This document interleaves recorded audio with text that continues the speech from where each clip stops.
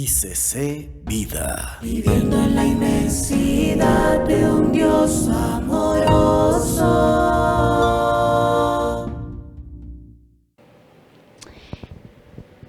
Estando preguntándole al Señor y también estando escuchando su voz, una de las preocupaciones que el Señor ha expresado por medio de algunas palabras alrededor de nosotros y entre nosotros también ha sido la fe del pueblo del Señor.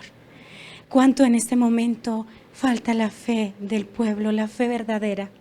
Esa fe que no desmaya, esa fe que no descansa, esa fe que no echa para atrás, esa fe que no se duele, sino que sigue adelante a pesar de las circunstancias. Y por eso he titulado este mensaje y se llama La guerra de la fe. Estamos en guerra. Y vamos a ver ahorita contra qué nos enfrentamos y vamos a ver el tipo de guerra que se está presentando contra nosotros y que nosotros como iglesia tal vez no hemos percibido delante del Señor. Pero sabemos también que su presencia y su misericordia están sobre nosotros y que su promesa de estar con nosotros hasta el fin del mundo está latente. Es para nuestros días, es para hoy. Así de que voy a invitarte, por favor, que cierres tus ojos y le digas: Señor, Dios de los ejércitos, tu nombre es grande y eres poderoso. Tú vives para siempre, eres eterno. Tú, Señor, eres el dueño de todo cuanto vemos y todo lo que aún no vemos lo que hay. Todo lo hiciste, Señor, bajo tu mando. Tu palabra, Señor, tiene el poder de dar vida y de quitar. Tu palabra, Señor, y por ella fueron creados los cielos y la tierra y todo lo que en ellos hay. Padre eterno, hoy colocamos nuestras vidas delante de ti. Colocamos nuestro ser, nuestros entendimientos, Señor, nuestros pensamientos, todo lo que somos, Señor, ante tu presencia, Dios. Y queremos decirte, Señor, nos rendimos completamente para que tu palabra sea, Señor, sembrada en cada uno y podamos ser tierra fértil para que dé fruto, Señor, al 30, al 60, al 100 por uno. Señor de gloria y majestad, hoy queremos que tú hables a nuestro corazón. Queremos que convenzas, Señor, por medio de tu palabra nuestras vidas. Queremos que hoy tu mensaje, Señor, redarguya las fibras más interiores de nuestro ser, transformándonos y cambiándonos, Señor. Llenándonos de tu espíritu y haciéndonos hombres y mujeres nuevos, llenos de la presencia del Espíritu de Dios. Gracias te damos por tu bendita y hermosa palabra. Gracias porque ella es refrigerio para nuestros huesos y porque por ella, Señor, Dios, tú nos traes paz y seguridad. Gracias, Señor, en el nombre de tu santo Hijo amado, te damos. Amén y amén. Vamos a abrir con un texto, Lucas 18:8. Y es la misma palabra que el Señor expresa a sus discípulos, expresa a la iglesia, porque Él conocía el tiempo en que esta palabra iba a cobrar una latencia universal completa. Y creo muy firmemente que es en este tiempo. Dice: os digo que pronto les hará justicia. Pronto el Señor hará justicia en nuestras vidas. Pronto el mal no podrá tocar nuestro ser. Pronto la enfermedad no tocará nuestras vidas. Pronto todas las cosas que el enemigo ha preparado para nosotros no podrán levantarse en nosotros, porque pronto su justicia llegará y estaremos en su presencia. Amén. Esa es la promesa del Señor. Dice: pero cuando venga el Hijo del Hombre, ¿hallará fe en la tierra? El mismo Señor Jesús expresa la preocupación por las cosas que iba a sufrir la iglesia, por el pensamiento de la iglesia en común y cada uno también. por las cosas las aflicciones que podrían tocar el cuerpo, el alma y el espíritu de la iglesia misma. Y él mismo dice: ¿hallará fe en la tierra? Es una pregunta no para que él mismo se respondiera, porque él conocía la respuesta. Era una pregunta que le hacía a sus discípulos y a la iglesia hoy, para que la iglesia se prevenga de lo que le hace falta el día de hoy, para que la iglesia entienda, para que la iglesia caiga en ese pensamiento de que viene del Señor, que dice: hallará fe. Una verdadera fe, una confianza absoluta, un verdadero descanso en su presencia y en su palabra.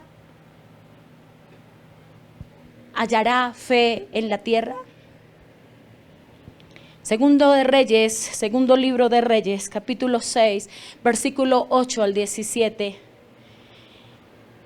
Y bajo estos pocos textos vamos a meternos en una historia que hoy está viva dentro de la congregación. Vamos a hablar sobre el profeta Eliseo, un profeta muy conocido, sucesor de Elías, el profeta de fuego, en el ámbito del pueblo de Israel y también en aquellos que leen la palabra. Dice la palabra del Señor, y voy a ir explicando verso por verso. Tenía el rey de Siria guerra contra Israel, y consultando con sus siervos dijo: en tal y tal lugar estará mi campamento. Dice: tenía el rey de Siria. El rey de Siria en este momento está representando el enemigo, nuestro enemigo en común. ¿Cuál es? Satanás. Tenemos 3 enemigos, ¿cierto? ¿Cuáles son? Satanás, el mundo y mi carne, ¿cierto? Esos son mis 3 enemigos, tus 3 enemigos. Muy bien, partiendo de que ya conocemos cuáles son nuestros enemigos, entonces aquí está, el rey de Siria va a representar a nuestro enemigo. Ese es nuestro enemigo. Tenía guerra contra Israel. Israel representa al pueblo de Dios. ¿Y el pueblo de Dios quiénes somos? Nosotros somos llamados el pueblo del Señor. Somos llamados su iglesia, somos llamados sus hijos, somos llamados los adoptados, ¿sí? Para darnos bendición suya, para darnos la gracia de poder ser llamados sus hijos delante de todas las naciones. Aunque no seamos de nacionalidad natural, física, israelitas, somos llamados en el pueblo del Señor, una ciudadanía celestial, no natural. Muy bien. Dice que estaba con guerra contra Israel. Así de que el enemigo está en guerra contra nosotros, el pueblo de Dios, ¿cierto? Ahí está. Dice, y consultando con sus siervos, todo el enemigo. ¿Con quién consulta el enemigo? ¿A quién envía el enemigo? A todas las legiones de demonios que están al servicio de él, incluyendo a todas las personas que le sirven, ¿cierto?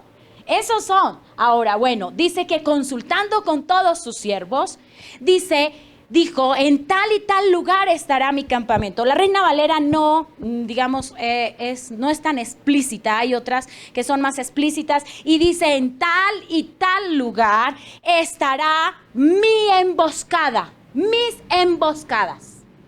Es decir, que el enemigo ha preparado emboscadas para el pueblo del Señor. Y no una sola, en un solo lugar. No solo en los pensamientos, no solo en la vista, no solo en lo que escuchamos, no solo en lo que hablamos, sino en todas las cosas que hay. Ha preparado sitios de emboscada para cada uno de nosotros. Él está listo, Él no duerme. Está listo para emboscarnos. Entonces le dice y manda a sus siervos a diferentes lugares y dice, en la estrategia de guerra, esta guerra será así. Mandaremos emboscadas a varios lugares y entonces el pueblo, el ejército de Israel tratará de ir a esos lugares. Les mataremos porque emboscadas es algo que nos espera, ¿cierto? Emboscada es algo que viene de repente. Emboscada es algo que no se veía venir, ¿cierto? Es una trampa. que viene contra nosotros. Y muchas veces cuando no estamos prevenidos, ¿qué pasa? Caemos en la trampa, ¿cierto? Eso era lo que querían ellos. Entonces, cogían parte del pueblo, parte del ejército de Israel y los iban matando poco a poco hasta que ellos pudiesen entrar al pueblo de Israel, a la ciudad de Israel y tomar el botín y apropiarse de todas las riquezas de Israel. Era la forma como el rey de Israel en ese momento y en ese tiempo designó hacer guerra contra Israel. Ahora, se parece mucho a nuestros días, se parece mucho a lo que estamos viviendo hoy. El rey de Israel, el rey de Siria, Satanás, ha puesto emboscadas en muchos lugares que nosotros no nos hemos dado cuenta. Ha puesto emboscadas en nuestro celular. Ha puesto emboscadas en las redes, ha puesto emboscadas en la televisión común, ha puesto emboscadas en las charlas y en los amigos, ha puesto emboscadas en el lugar de trabajo, ha puesto emboscadas en todo sitio donde nos estamos moviendo. ¿Por qué? Porque Él quiere cazar nuestra alma. Él sabe que tenemos un tesoro que vive dentro de nosotros llamado el Espíritu Santo del Señor, la vida misma, la luz. Y Él quiere robarlo y quitarlo y cazar nuestras almas, dice Ezequiel. Que el Señor vino contra los que tejen, aquellas mujeres que tejen vendas mágicas y que ponen velos sobre las cabezas, vendas mágicas en las manos y velos sobre las cabezas. Eso dice el libro de Ezequiel. ¿Por qué? Porque el mismo Señor se da cuenta que todo el ejército del enemigo se ha levantado durante miles de años desde que la tierra se hizo para estar contra nosotros, no contra Él, porque Él sabe que Él no se puede levantar contra el Señor Jehová de los ejércitos. Él viene por nosotros porque somos el amor del corazón del Señor, porque representamos lo preciado, tan preciado que dio a su Hijo unigénito por nuestras vidas, tan preciado que ese Hijo unigénito dejó la gloria del Dios mismo para venir a hacerse hombre, carne, semejante a nosotros y vivir en un cuerpo semejante al nuestro.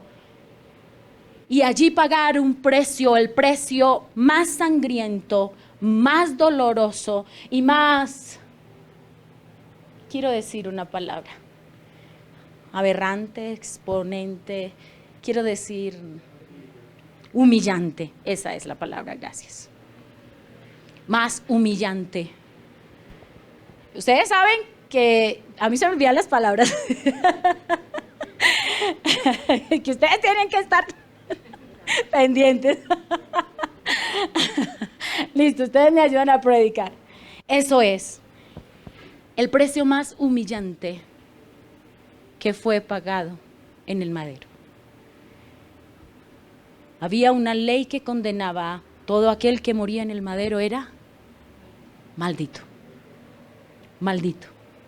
Así de que el Señor se hace maldición por amor a ti, por amor a tu descendencia, por amor a tu familia, a tu hogar y a mí. Él tomó ese lugar. Nos amó tanto, ¿se imaginan ustedes?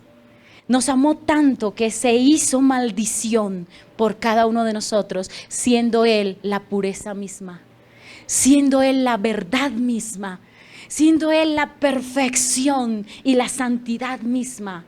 Se hizo maldición por nosotros. Imagínense el precio que cargó. Dice, en tal y tal lugar estará mi campamento. Versículo 9. Y el varón de Dios, este varón de Dios era Eliseo. Pero hoy el varón de Dios representa la iglesia. El pueblo llamado al servicio del Señor. Los varones y varonas que entran al servicio del Todopoderoso son llamados el varón de Dios.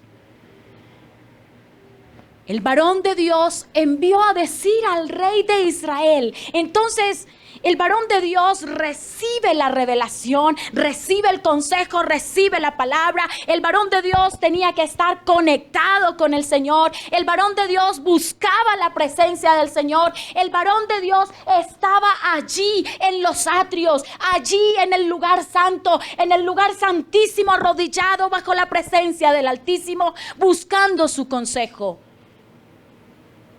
Y su consejo llega. Y llegan las advertencias. Y el Señor le revela lo que está haciendo el rey de Siria en donde lo está haciendo. Y dice el varón de Dios, manda a llamar o manda a decirle al rey de Israel: mira que no pases por tal lugar, porque los sirios van allí. Entonces, si la iglesia está metida en la presencia del Señor, si la iglesia vive conforme al mandamiento del Señor, si la iglesia es una iglesia despierta, una iglesia que escucha, que tiene un oído dócil al Señor, entonces será avisada de lo que vendrá. Entonces estará firme para resistir la acechanza del enemigo, porque no la tomará por sorpresa, porque el Señor nos ama tanto que nos revelará el consejo del enemigo contra nosotros. Entonces dice que el rey de Israel hizo así y le hizo caso. Y miren lo que dice el versículo 10. Entonces el rey de Israel envió a aquel lugar el varón de Dios, envió a aquel lugar que el varón de Dios había dicho, y así lo hizo una y otra vez con el fin de cuidarse. ¿Cuántas veces? No sabemos, pero lo hizo varias veces, no solo una. Dice que una y otra vez. Es decir que puso varias emboscadas, ¿sí? ¿Estaba en diferentes lugares esperando cazar al pueblo? Claro que sí. Sí, y dice que el varón de Dios fue avisado, estuvo e hizo el trabajo que le correspondía. Era un varón que andaba en la presencia del Señor. Era un varón que definitivamente estaba apegado al Señor. Y es ahí donde cada uno de nosotros necesitamos poner oído hoy. La palabra del Señor dice que el Espíritu habla, ¿cierto? Y el que quiera escuchar, escucha. Yo les iba a poner aquí un cartelcito que decía: no hay peor ciego que el que no quiere ver. Sí, lo que decía mi mamá, mi abuela desde hace mucho tiempo. No hay peor ciego que el que no puede ver, y todos conocemos ese. Sí, porque el Señor no nos hizo ciegos. Nosotros vemos, pero no, a veces no queremos ver. A veces nos hacemos los locos y a veces pasamos por el lado, ¿sí? Y a veces el Señor nos llama a las 2 o 3 de la mañana y entonces uno se voltea y dice: ay, Señor, está haciendo un frío. Hoy he estado como con gripita, Señor. De pronto me pongo mala. A mí me pasa, yo les cuento de mí, ¿sí? Para no chismosear. Sí, y entonces me tapo y le digo 5 minutos. Digo: Señor, ahorita me levanto. Y me duermo tan profundamente que pum, las 6. ¡Ah! Se aclaró el día y yo no hice lo que tenía que hacer. ¿A cuánto les ha pasado? Yo no sé, pero a mí sí me pasa. A mí sí me ha pasado algunas veces. Sí, pero vamos a ver qué clase de guerra nosotros tenemos. Porque es que el Señor ya nos avisó la guerra que nosotros teníamos, pero a veces pasamos de largo. Vamos a ir por favor a Efesios capítulo 6, versículo 12. Una guerra espiritual. El Señor nos lo habló por medio de su palabra y utilizó a hombres para que escribiesen esto desde hace mucho tiempo, para avisarnos a nosotros qué vendría contra nosotros y para estar preparados. Dice: porque no tenemos lucha contra sangre y carne. No tenemos lucha contra personas. Este no es el tiempo de ponernos a guerrear, sacar la espada y matar a todo el mundo. No es el tiempo de rebelarnos como iglesia e ir a tirar piedra y machete y de todo, sí, contra el gobierno y culpar al gobierno por todos nuestros desdenes y todas nuestras cosas. No, este no es el tiempo de eso. Este es el tiempo de un despertar espiritual, de que veamos las cosas no como las ve el mundo, sino como el Señor nos las está mostrando. Ese es el tiempo.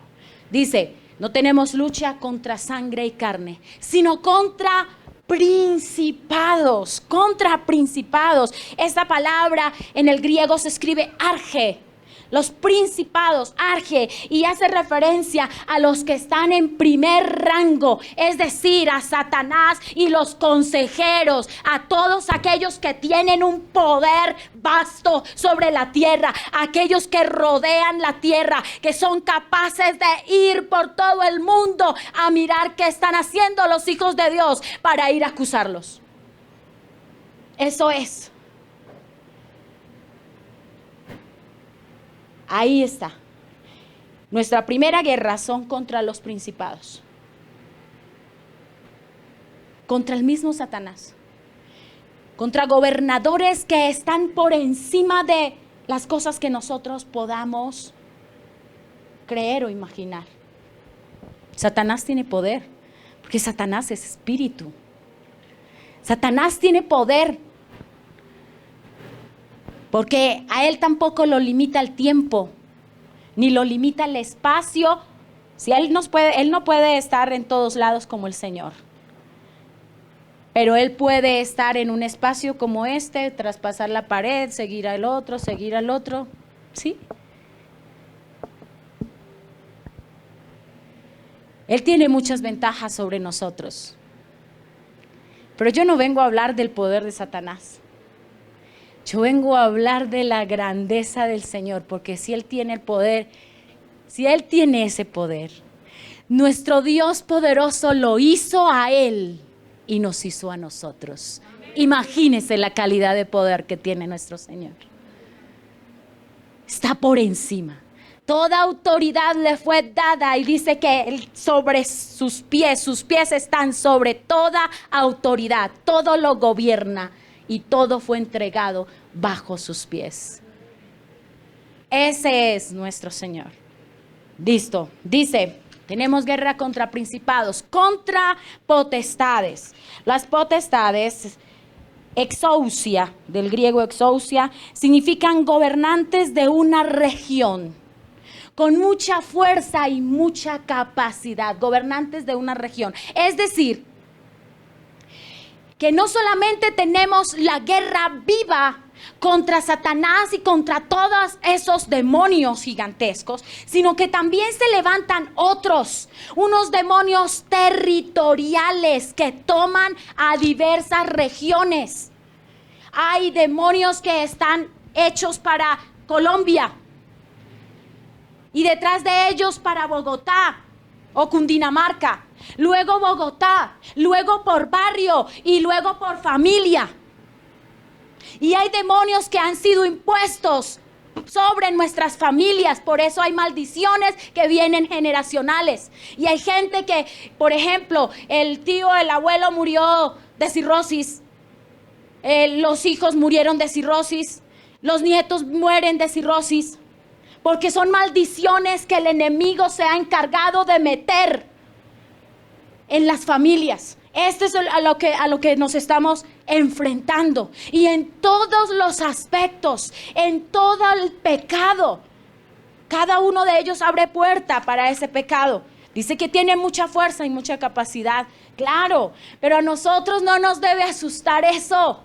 Puede tener la fuerza que quiera, pero es que el que está por delante de nosotros es Jehová de los ejércitos. Ese es su nombre.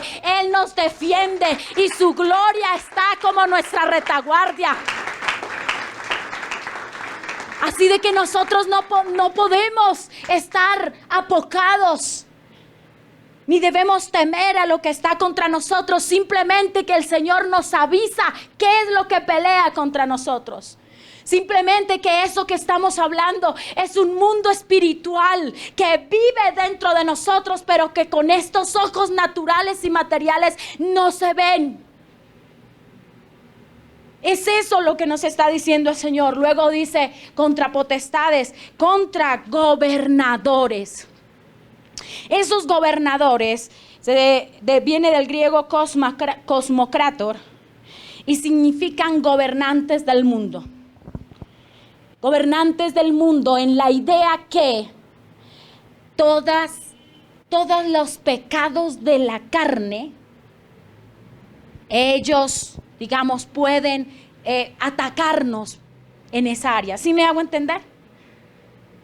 En todos los pecados de la carne, en todos los vicios, en toda la lujuria, la lascivia, la contaminación de la mente, en toda la inmoralidad, en todas las áreas del ser humano. Eso es lo que viene contra nosotros. Eso es lo que está tomando al mundo en este momento. No podemos cerrar nuestros ojos y decir que no. Basta solamente con mirar las nuevas leyes que se están implementando. El aborto. ¿Cuándo el Señor dijo que Él aprobaba el aborto? Aquí en esta ley que está escrita no está. En el mundo, hace unos 30 años, el aborto no estaba. Menos pensar que hubiera una ley para matar a un bebé en el vientre. Jamás. Pero hasta que se creó el movimiento del feminismo y del que nosotras somos dueñas de nuestro cuerpo y de que hay muchos bebés que o nos hacen daño o vinieron por causa de un abuso sexual o vinieron por causa o vienen mal. Entonces tenemos el derecho de interrumpir nuestros embarazos cuando eso para el Señor es un pecado. Estamos asesinando a alguien indefenso. Lo peor es eso. Estamos asesinando a alguien indefenso. A alguien que no se puede defender. A alguien que no puede decir lo que quiere ser. Eso es. Se han creado nuevas leyes. Las leyes, por ejemplo, en algunos países, el matrimonio en parejas del mismo sexo. Esto está contra la ley de Dios. Y aparte de que se han creado las leyes y que en algunos estados se ha dado libertad para ello, ahora nos contaminan tanto que nos exigen que nosotros, que todavía tenemos uso de razón en algunas poquitas cosas, lo veamos como natural, como normal. ¿Es normal? ¿Es natural delante del Señor? ¿Cómo va a ser natural? Si el Señor hizo la familia, el hombre y la mujer, como cabeza de un hogar. Si el Señor estableció una ley para que creciera la sociedad, la familia, el hogar, entonces, ¿qué está haciendo el enemigo? Matando y destruyendo la familia. Se ha venido contra la ley de Dios, se ha venido contra nosotros, su pueblo. Y lastimosamente algunos, de tanto que nos dicen y nos dicen, ya estamos empezando a ver esas cosas con normalidad.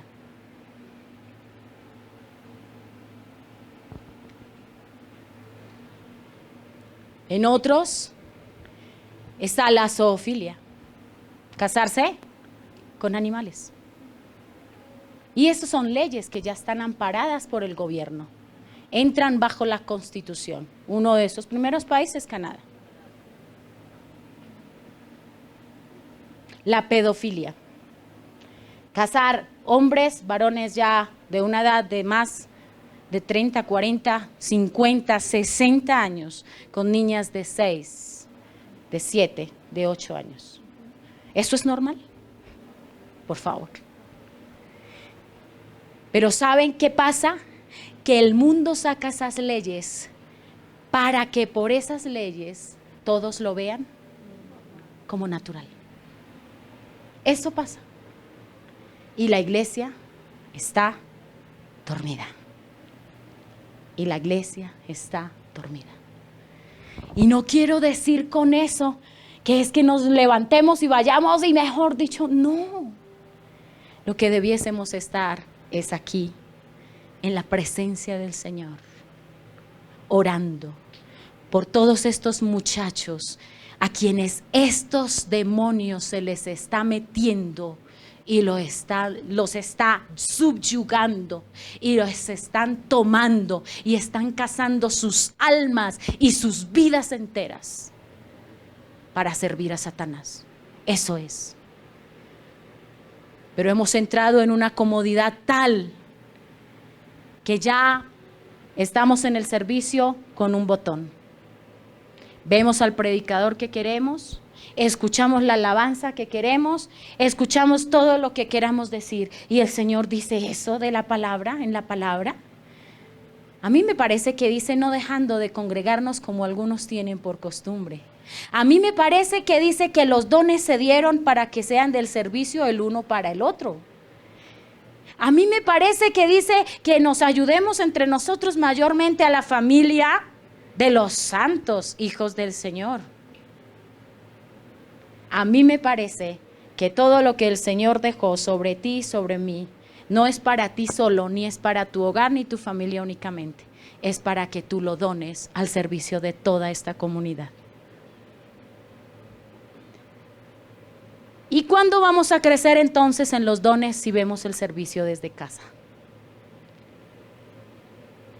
¿Cuándo serán probados nuestros ministerios? Si ni siquiera nos aguantamos unos con otros. Hierro con hierro se aguza, dice el Señor. Y necesitamos aquí entre nosotros que hayan piedritas en el zapato, que nos enseñen cuán duro es estar en la presencia del Señor. Que es difícil, pero que realmente se puede. Muy bien. Dice, gobernadores de las tinieblas. La palabra tinieblas viene del griego skotos, que significa oscuro, turbio, pero que en su sentido figurado habla sobre la oscuridad moral, sobre la inmoralidad, la iniquidad, la naturaleza pecaminosa, los hombres impíos que bajo la influencia de Satanás se levantan para hacer estas cosas. ¿Cómo es posible que hayan días enteros, meses, que se dediquen delante de todo un pueblo al orgullo? Ya lo sabemos.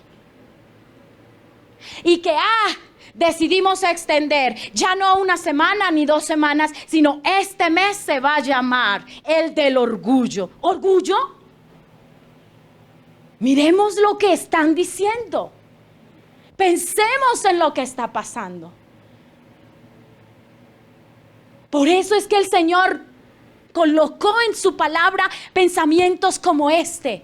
Pensamientos de alertar a la iglesia, pensamientos de levantarla, de despertarla, pensamientos de que la iglesia no esté más allí ensimismada, allí necesitada, allí doliéndose por lo que está pasando, allí apocada, allí asustada, allí amenazada. No, la iglesia tiene que saber el lugar que le corresponde, y el lugar que le corresponde es el lugar que el Señor nos dejó estar en cabeza y no por cola, dice el Señor.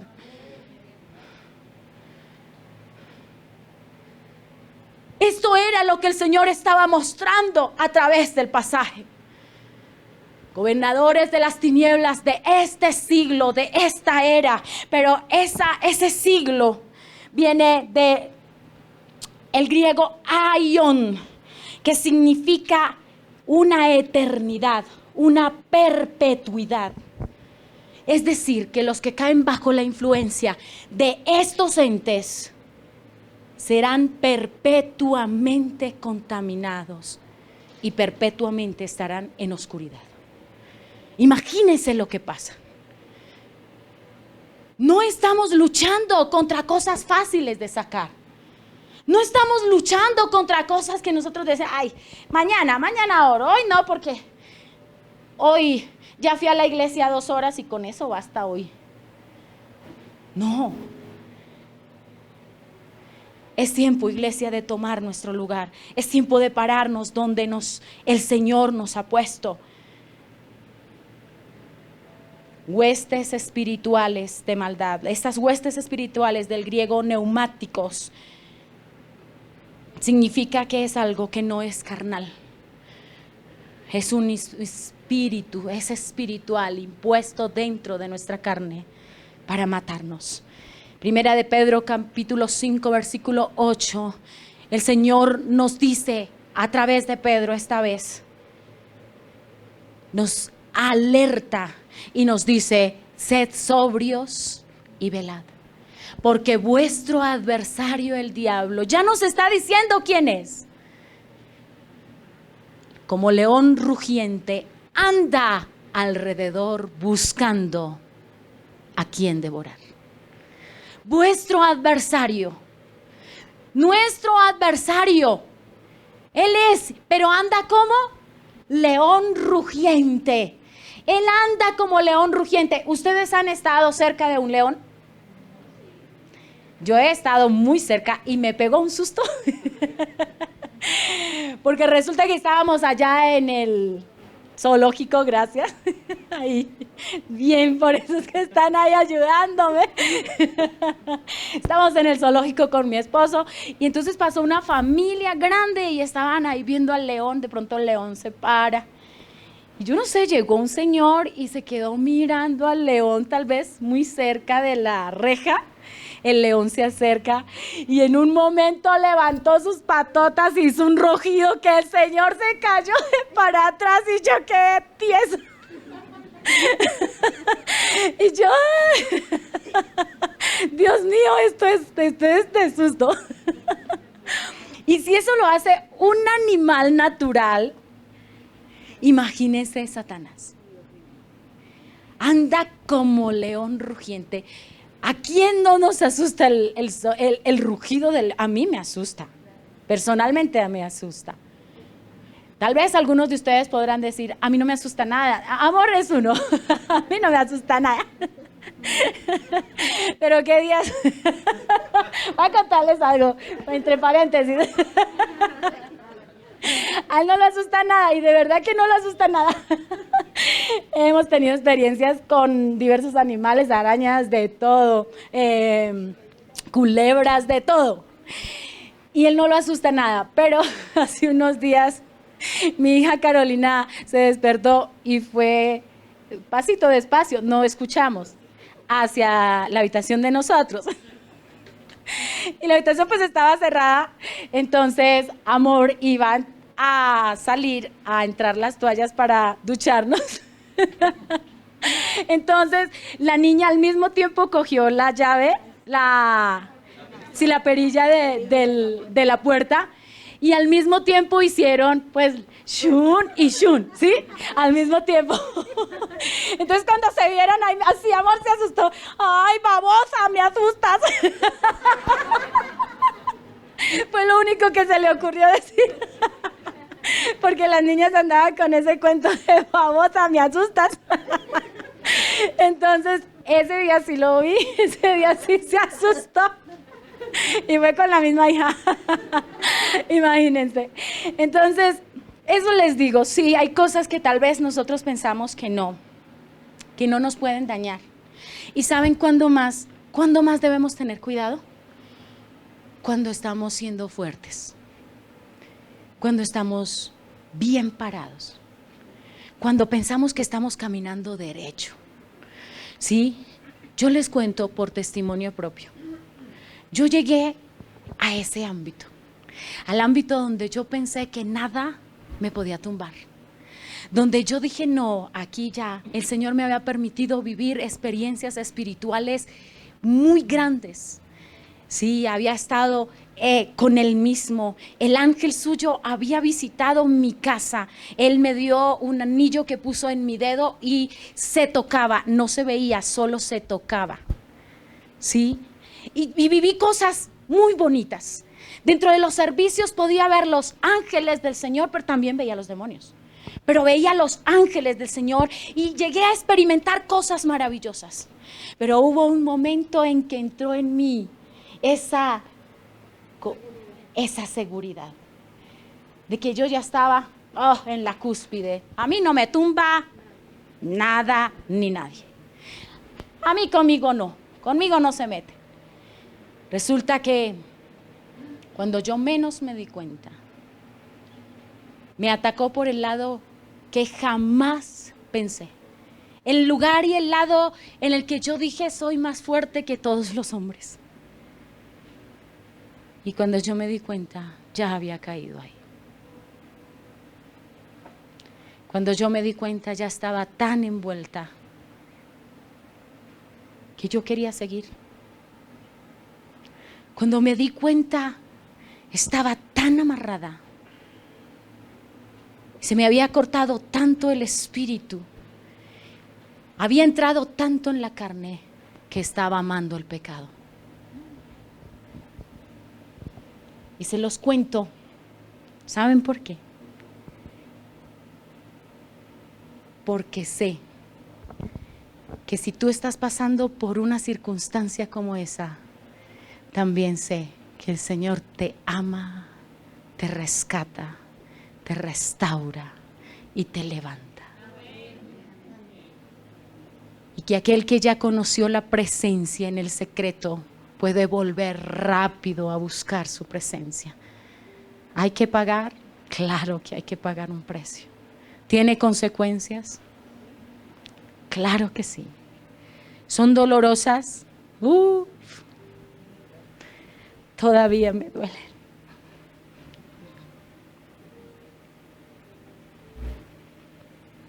Pero puedo decir yo misma,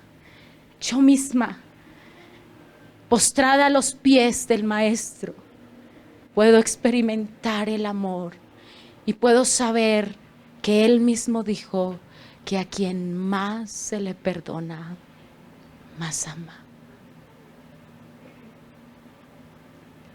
Alguna vez pensé que como había nacido en el Evangelio, yo no tenía de qué arrepentirme. Que como había toda mi vida servido a Cristo, yo no tenía ni maldad ni nada. Que me perdí del mundo. Y que tal vez el mundo tenía cosas bonitas para mí. Pero ay, que les cuento que cuando salí al mundo me dio un golpazo bien fuerte. Y casi me mata. Pero hoy puedo decir, estoy parada frente a ustedes por el amor que el Señor me tiene. Y ese mismo amor es el amor que tiene para con cada uno de ustedes. Esa misma misericordia está hoy abierta para el que quiera llegar. Esos mismos brazos extendidos y esa misma misericordia y amor está dispuesta para cada uno el que quiera tomarla. Y saben, me avergüenza decirlo, porque no es motivo de que yo tenga de qué gloriarme y decirles a ustedes, no, la embarré, como se dice vulgarmente. No es motivo de gloria, no es motivo de decir, oh, no, qué bien, y sentirme mejor dicho. No es motivo de avergonzar, pero saben, avergüenzo mi carne delante de ustedes. Porque sé que la gloria del Señor se está levantando en esta casa. Y cuando las cosas se hacen perfectas, y cuando el amor del Señor está, y cuando vivimos bajo los caminos y los principios del Señor, Él hace cosas maravillosas en cada uno.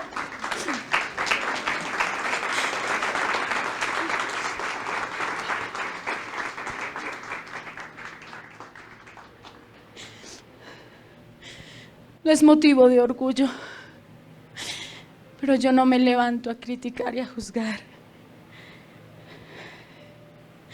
No me levanto a decir que soy mejor que ustedes, en ninguna manera. Somos iguales.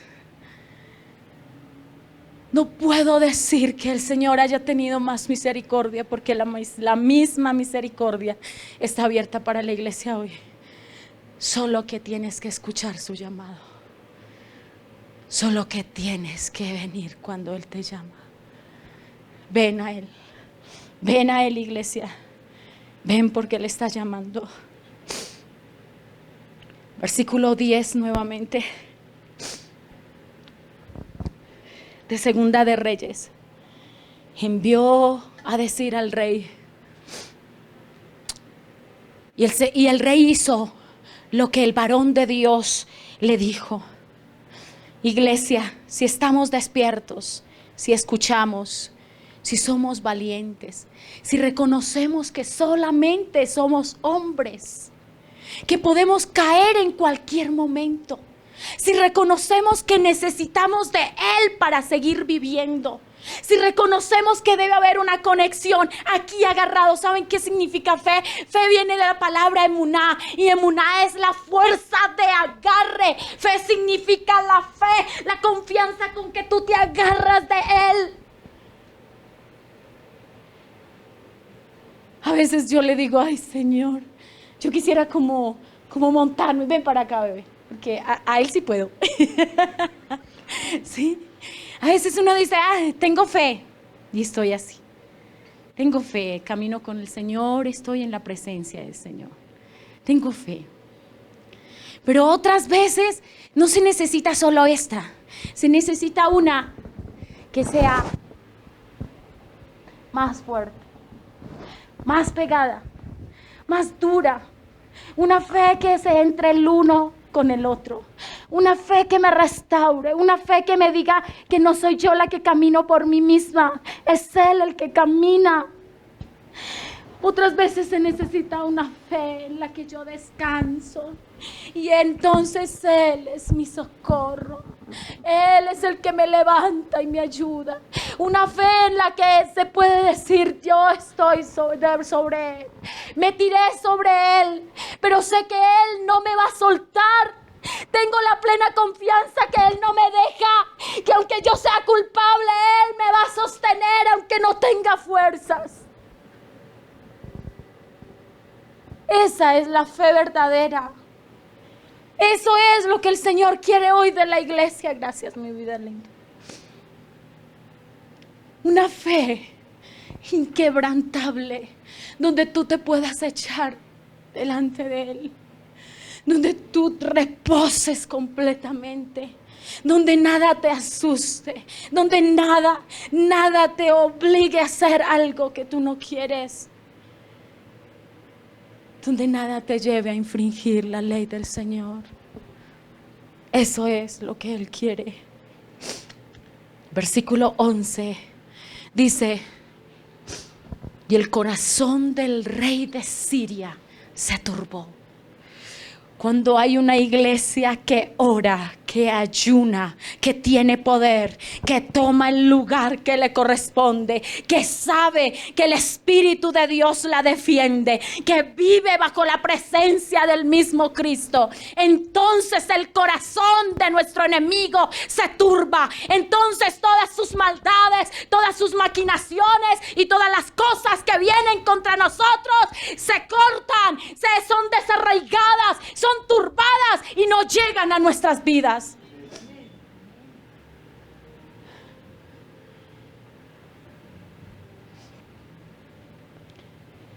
Nuestro enemigo huirá de nosotros, porque la palabra lo dice. ¿Dónde lo dice? Santiago capítulo 4, versículo 7. Y tengo 3 textos. ¿Saben para qué? Para dar, no solamente basarme sobre uno, sino para que tú hoy salgas con una convicción genuina y completa de que el Señor es tu defensa.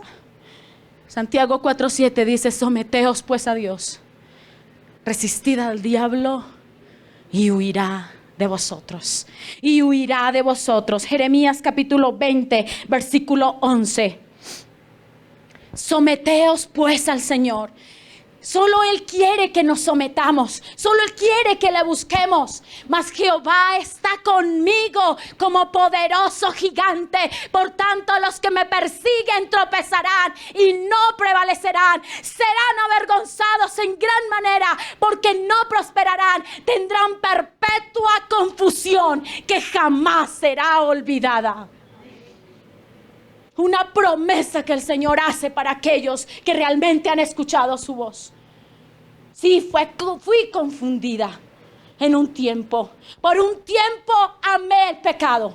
Pero hoy ya veo con los ojos espirituales. Hoy nuevamente puedo discernir entre lo espiritual y entre lo material. Hoy nuevamente puedo ver con claridad hacia dónde voy. Hoy nuevamente puedo escuchar con claridad la voz del Señor. Hoy nuevamente puedo decir que estoy guardándome y caminando y pasará esto para mí. Mas Jehová está conmigo como poderoso gigante. Por tanto, los que me persiguen tropezarán y no prevalecerán. Serán avergonzados en gran manera porque no prosperarán. Tendrán perpetua confusión que jamás será olvidada. ¿Por qué? Porque si todos los que me persiguen o todos los que designan o hablan de mí o sienten cosas contra mí no perdonan, no se levantan, entonces no son hijos del Dios viviente, sino son hijos de Satanás. Y como hijos de Satanás, esto es lo que está para ellos, lastimosamente. Pero si en el caso contrario, iglesia, tú eres el o la que no perdona, cuídate, porque estás atado y no te has dado cuenta. Cuídate, porque esta palabra se cumple para buenos y para malos. Como hijos de Dios debemos perdonar. Como hijos de Dios debemos hacer lo que Él nos manda. Es así. O cumplimos su ley completa o no estamos bajo su presencia. Mateo capítulo 16, versículo 18.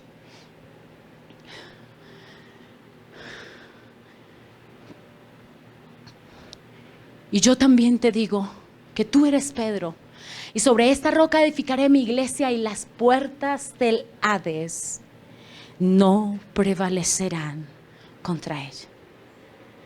¿Sobre qué roca? No sobre Pedro. ¿Sobre qué roca? Cristo Jesús, que viene a ser la piedra angular. La que para unos hace tropezar, pero para los que creemos en Él es la que nos levanta y nos vivifica. Amén. Amén. Gloria sea dada al Cordero, al Santo, a Él.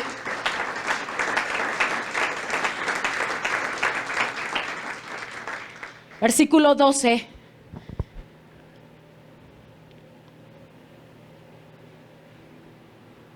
Dice, entonces uno de los siervos dijo, siervos del rey de Siria: no, señor rey mío, sino que el profeta Eliseo, ¿no leímos el versículo 11? Perdóname, ¿sí lo leímos? Me perdí. En el profeta, gracias. Y el corazón del rey de Siria se turbó por esto. Sí, no lo acabamos de leer. Y llamando a sus siervos les dijo: ¿no me declaráis vosotros quién de los nuestros es del rey de Israel? ¿Qué pensó entonces el rey de Siria? Que había un infiltrado, ¿cierto? Que había un espía, que había alguien entre ellos que le estaba dando información a el rey de Israel. Pero ¿qué le dice el versículo 12? Ahora sí, viene un siervo de él, ni siquiera uno de los ejércitos del rey de Siria, sino un siervo, y dice, entonces uno de sus siervos le dijo: no, señor mío, sino que el profeta Eliseo que está en Israel, el cual declara al rey de Israel las palabras que tú hablas en tu cámara más secreta. Miren lo que está pasando.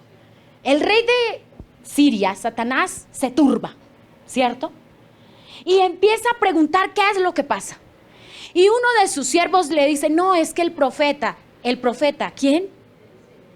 Eliseo, la iglesia hoy. Es que la iglesia le está declarando al pueblo, le está diciendo al pueblo, es que la iglesia se ha metido con el Señor, es que la iglesia se despertó, es que la iglesia tomó su lugar, es que la iglesia se santificó, es que la iglesia se purificó para entrar al altar, es que la iglesia ahora adora, alaba, canta, grita de emoción, llora con entendimiento, todas sus oraciones llegan hasta la presencia del Señor. ¿Y qué pasa? Y ella le declara al rey de Israel lo que tú dices en tu cámara más secreta, porque ¿quién se lo revela? El Señor. El Señor. Versículo 13.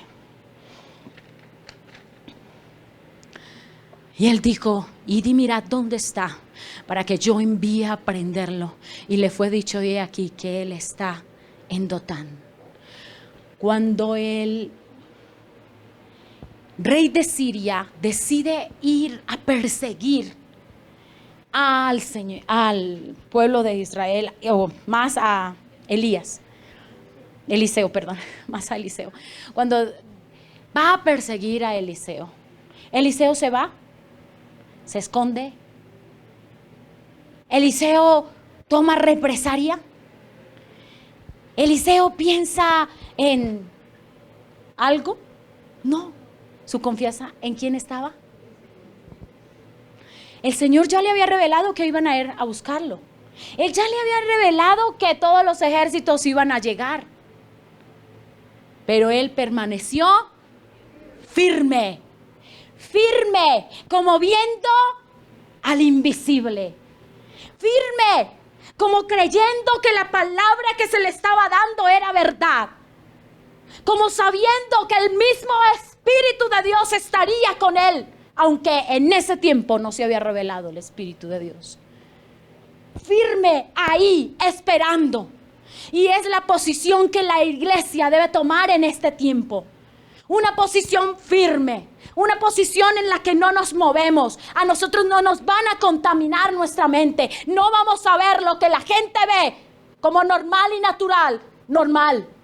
No vamos a proclamar las cosas que la gente proclama. No vamos a tener miedo de las pestes y de las cosas que vengan contra nosotros. Porque les decía hace un momento en el servicio anterior. ¿Y qué si el Señor quiere llamarte por medio del COVID? A ver, ¿le vas a decir que no?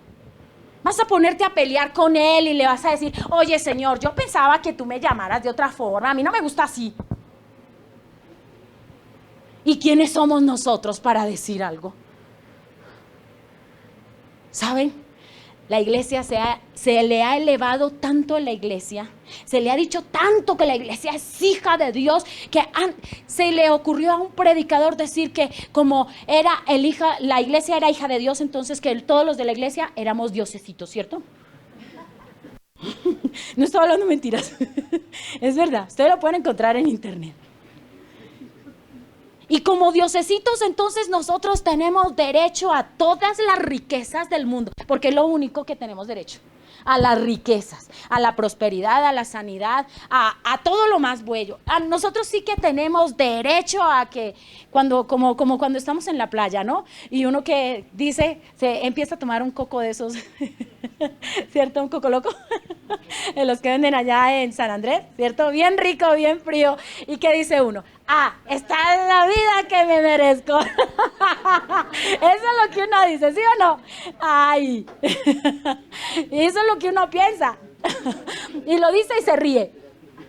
Esta es la vida que me merezco. Y entonces a esa vida la iglesia se acostumbró. Porque lastimosamente muchos predicadores torcieron la palabra del Señor y no le mostraron a la iglesia que había que pagar un precio para llegar a la salvación, sino que la iglesia era dueña de los favores del Señor. Y como la iglesia dueña de los favores del Señor, la iglesia no podía sufrir. La iglesia tenía que tener lo mejor. Es tanto que un día llegamos a una reunión de los mismos pastores y llevábamos una camioneta bien desbaratadita. Ustedes saben que a nosotros no nos da pena. Andamos en mula, en camioneta, en carriola. Ustedes nos ven llegar en lo que sea. En bicicleta llegábamos, ¿cierto, mi vida? Bicicleta panadera, listo. A nosotros lo que nos interesa es que nos transporte, ¿sí? Porque el resto todo es vanidad. Listo. Muy bien. Y llegamos en una carriolita bien viejecita, bien dañadita y bueno, pero nos llevaba. ¿Y saben qué nos dijeron? No nos saludaron ni siquiera, sino nos miran. ¡Oh! Se les acabó la unción. ¿Se lo dijeron, amor? No estoy diciendo mentiras. ¿cómo es posible que nosotros veamos las cosas económicas como la unción que tenemos? A ver, es más, ¿será que nosotros tendremos unción? Por favor, la unción es el Espíritu de Dios. La unción es la medida que tenemos dentro de nosotros. Hoy te pido, despiértate y mira la medida de la unción que tienes dentro de ti. Yo sé que, mire, yo lo que les estoy hablando es duro. Y yo sé que de pronto a sus mentes y corazones algunos estarán diciendo, ya como que se está poniendo pesada. Yo soy pesada, mío peso como 80, 80 kilos, es poco pesada, ¿sí? Pero ¿saben por qué lo hago? Porque el Señor me ha movido en este tiempo a que advierta a la iglesia. Porque yo soy responsable por sus vidas. Y como madre espiritual, como pastor, como encargada de ustedes, yo voy a decirles la verdad. Voy a llevarlos por el camino de la verdad, porque no quiero que el Señor me cobre a mí. Cada una de sus vidas. Los amo entrañablemente, entrañablemente. Tanto que decidí renunciar a mí misma y a mi carne. Porque no hay otra cosa en la que viva mejor que en el Espíritu de Dios. Porque hoy mi vida es un deleite y hoy que nuevamente estoy restaurada y levantada y hoy que nuevamente experimento el amor de mi esposo, de mis hijas, de mi familia, de ustedes mismos y sé que estoy frente a ustedes, yo no quiero perder esta maravilla que tengo.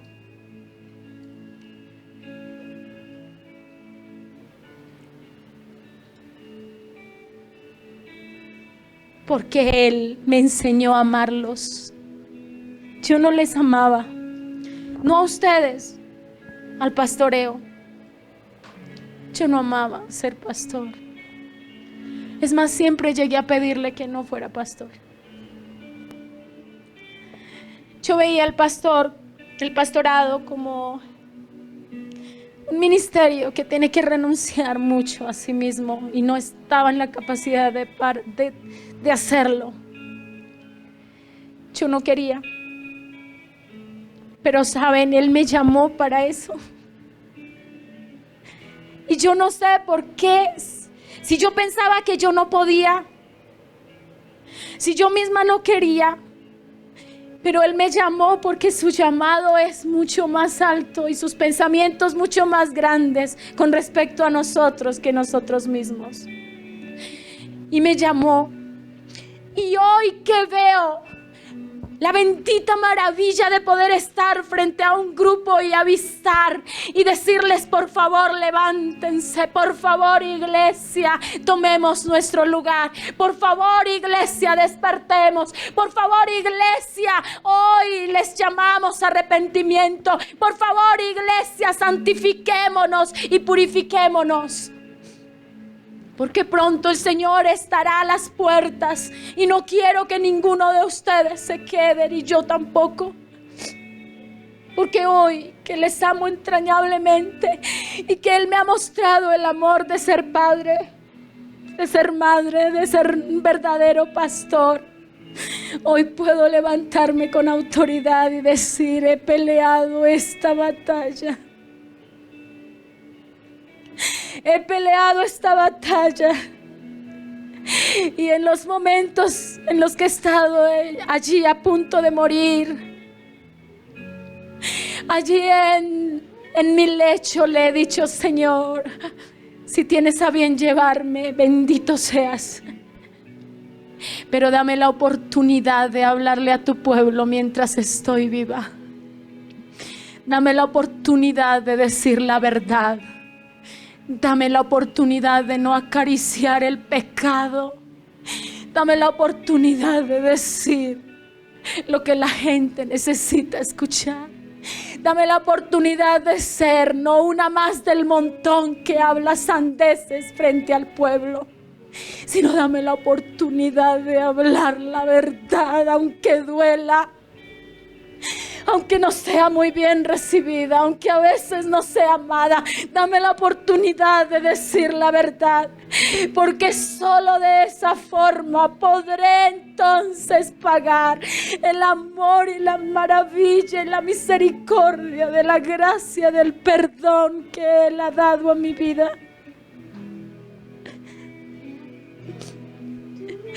Solo de esa forma puedo agradecer cuán grande es su misericordia y su amor. Es allí donde puedo deleitarme en su presencia. Es allí donde puedo saber que Él hace cosas maravillosas en nuestras vidas. Y termino con este texto. Sí, mami, sigue cantando. El versículo 17, que no lo leímos. Mire lo que pasa con lo que estamos viendo. Y oró Eliseo, y la iglesia oró, y entró en la presencia del Señor. Y dijo: te ruego, Yahweh, que abra sus ojos para que vea. Entonces Yahweh abrió los ojos del criado y miró. Y he aquí que en el monte estaba lleno de gente de a caballo y de carros de fuego alrededor de Eliseo. Y oró la iglesia. Y todos los que fueron llamados fueron avisados del peligro. Y el Señor pudo recoger una cosecha magnífica. Y la iglesia escuchó la verdad. Y ella entró en la presencia del Señor. Y ella se purificó. Y ella se santificó para el Señor. Y vivió una vida en rectitud para el Señor. Y fue llamada a su presencia en gloria.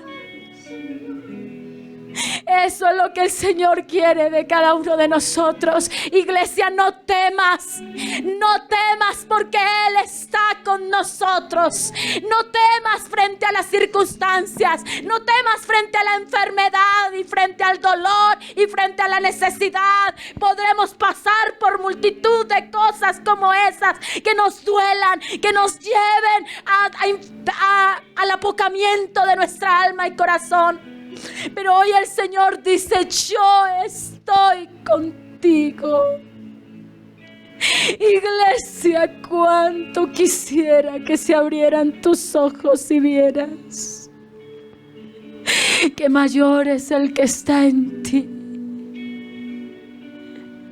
Que mientras el enemigo manda carros y jinetes de a caballo, Él tiene carros de fuego y jinetes que vuelan sobre las alas del viento y que los hace sus mensajeros para decir: iglesia, te amo, te amo, te amo.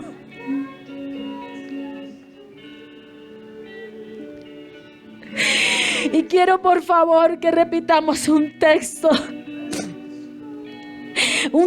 que nos habla exactamente de ver la presencia del Señor, de confiar en Él. Romanos 8:31. Y que nos pongamos en pie y lo leamos. Y lo leamos como una promesa que el Señor hoy nos da a nosotros. Una promesa que nos dice que no basta con las cosas viejas pasaron. He aquí todas son hechas nuevas en Él. No importa lo que estés viviendo, si hasta aquí y hasta este momento había una aflicción en tu vida, si hasta aquí hasta este momento tenías temor de algo, si hasta aquí hasta este momento estás enfermo, estás debilitado, estás intranquilo, estás necesitado, en la condición en la que estés, yo puedo decirte en el nombre de Jehová de los ejércitos, si Dios es por nosotros, ¿quién contra nosotros?